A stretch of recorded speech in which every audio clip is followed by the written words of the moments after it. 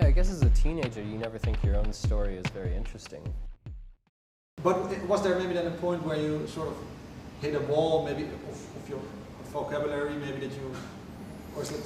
I felt that in a lot of instruments. I felt that with accordion. I constantly feel that with piano, but that's one I'm definitely pushing myself on. Even ukulele, for that matter. But when I did hit those walls, the people that I've been working with for 5 years now have been able to pick up where I left off. And it's gotten to a point where most of the arrangements and chord progressions are now in my head, and even though I can't really play them, execute them as well, they definitely can.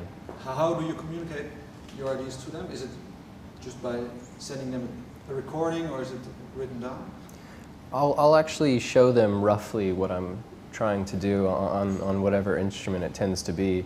And if it's an instrument I've never played or can't play at all, it's kind of a strange scene, but I basically just sing it to them. Even drum parts, which can be kind of hilarious. Do you sometimes have to temper them down a little bit?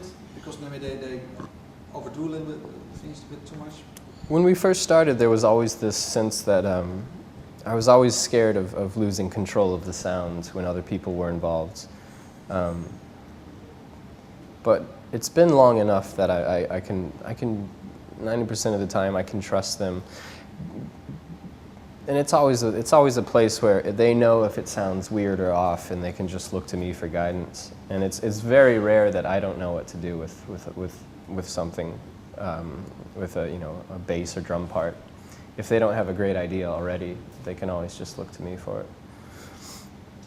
Yeah, I was looking at your biography, and it looked a little bit like, you can correct me if I'm wrong, that for each record there was some kind of adventure involved, maybe geographically traveling a little bit. Is that something you still need to get inspiration going, or is it something that you got over now a little bit? How do you see that?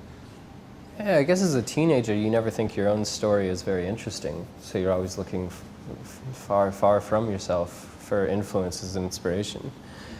It is kind of funny that quite a big deal has been made out of how I kind of traveled and discovered music, and it is true to an extent. It's the first place where I saw certain types of brass bands and folk music around the world. But the truth is, the sound, the kind of wanderlust of the sound, comes more from me being a heavy daydreamer than it comes from actual physical travel. At least I think so.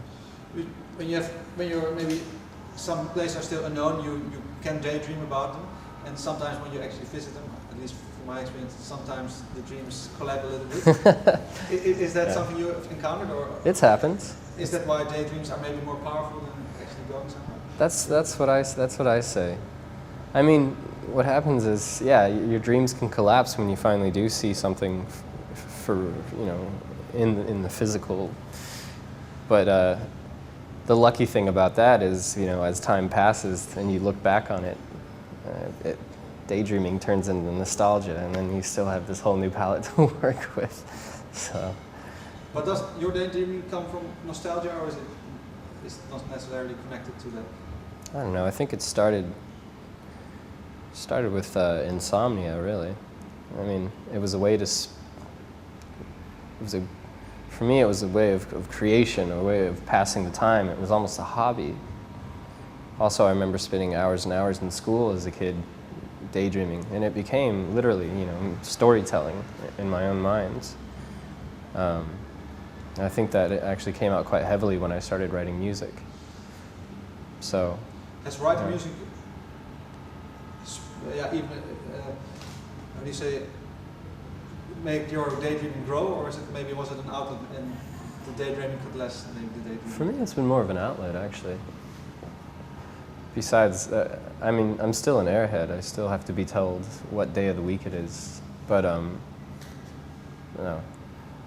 trying to grow up a little bit, so it's kind of like I need to have my feet on the ground more than I ever used to.